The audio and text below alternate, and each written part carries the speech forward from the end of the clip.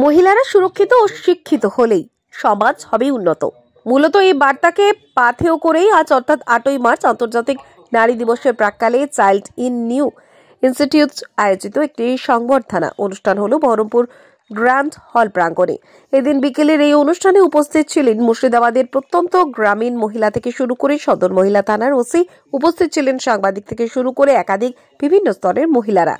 বাল্যবিবাহ ও একাধিক গ্রামীণ মহিলাদেরকে সচেতনতায় ঠিকই এক স্বেচ্ছাসেবী সংগঠনকে সিনির পক্ষ থেকে সংবর্ধনা জ্ঞাপন করা হয়। এছাড়াও শহর বহরমপুরের মহিলা প্রশাসনের এক বিশেষ দল যা প্রতিদিন শহরের মহিলাদের নিরাপত্তা দিতে অব্যাহত থাকে, সেই দলকেও আজ সংবর্ধনা জ্ঞাপন করা হয়।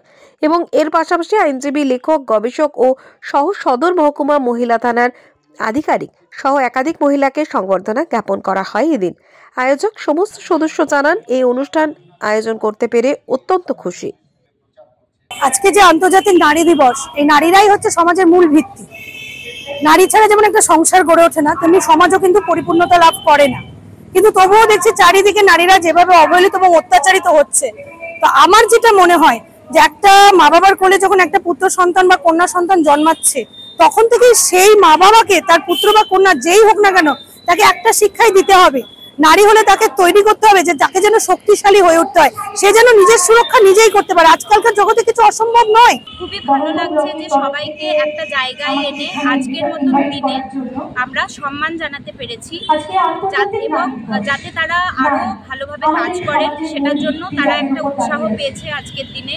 একটা দিন পালন করে কিছু হবে না, কিন্তু এই একটা দিনেই একটা বড় বার্তা দেওয়ার চেষ্টা করা হয় যাতে মহিলাদের সঙ্গে আমরা ভালোভাবে বিহেভ করি, মহিলাদের সঙ্গে আমরা সুন্দরভাবে জীবনযাপন করি। কেননা মহিলারা যদি সুরক্ষিত থাকে, মহিলারা যদি শিক্ষিত থাকে, সমাজ শিক্ষিত হবে, সমাজ ভালো হবে। এই বার্তা নিয়ে আজকে আমরা এই প্রোগ্রামের আয়োজন করেছি। বহু বছর পরে ঈদে বাড়ি ফেরা, সব যেন কেমন অচেনা অজানা। রায়ন বেটে কেমন আছো ইদ্রিস চাচা? ভালো। শহরটা দেখছি পাল্টে গেছে না?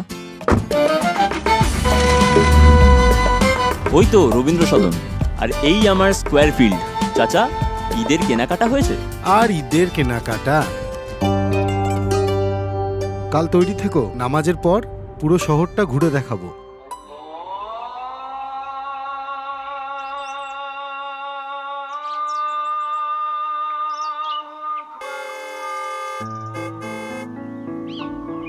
চাচা, ভেতরে আসো। ঈদ মুবারক। এটা তোমার জন্য। আমার কিছু ঐতিহ্য, কিছু সম্পর্ক কখনো পাল্টায় না। চেনা ঈদের চেনা পোশাক, পাঞ্জাবির রাজা নবাব।